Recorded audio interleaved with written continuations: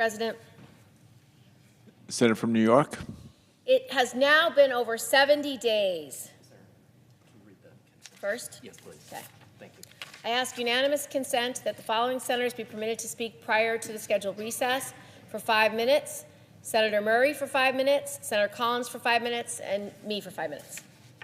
Without objection. Mr. President, it has now been over 70 days, 70 days, since hundreds of people were kidnapped by Hamas. In that time, more than 100 have been released, including 4 Americans.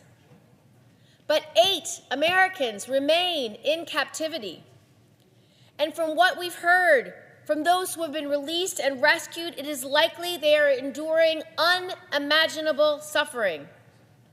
One of the released Americans, 4-year-old Abigail Moore Edan, was kept with 4 other hostages in above-ground apartments. She shared 1 piece of pita bread per day with 4 others and did not have a shower during the entire 50 days in captivity.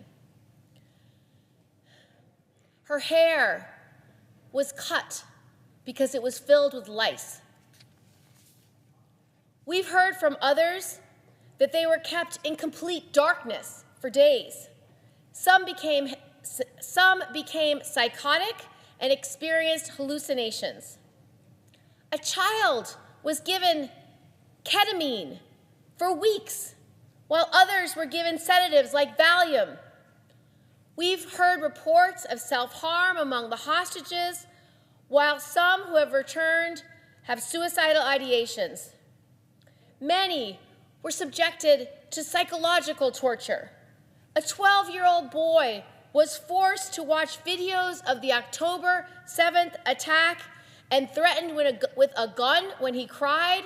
I have seen those videos.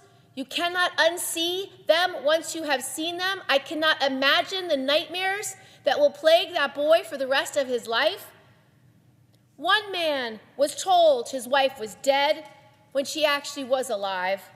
Others were convinced Israel no longer existed. A doctor who was treating hostages says that they were, quote, told, "Nobody cares about you. You are here alone. You hear the bombs falling, they don't care about you. We are the ones here to protect you." Most children lost between 10 to 15% of their body weight. These kids were starved. They had skin rashes and infections from being held in unsanitary conditions. Other children were branded, literally branded, with the motorcycle exhaust pipe to help identify them if they escaped. Many came back speaking only in a whisper because they were warned not to make any noises in captivity. Many hostages were deprived of medicine and proper medical care. One woman who was shot in the hand says a veterinarian performed surgery on her. Others were beaten with electric cables. Now, as the fighting in Gaza intensifies, the lives of hostages remain in jeopardy. I can't imagine what it must be like to live on only a piece of a pita a day for months. I can't imagine what it would be like to endure constant physical, psychological, and emotional torture for 70 days. We know that at least one American hostage, Hirsch Goldberg, Poland, had his lower arm blown off by a hand grenade. His mother says his injury could have easily resulted in him bleeding to death.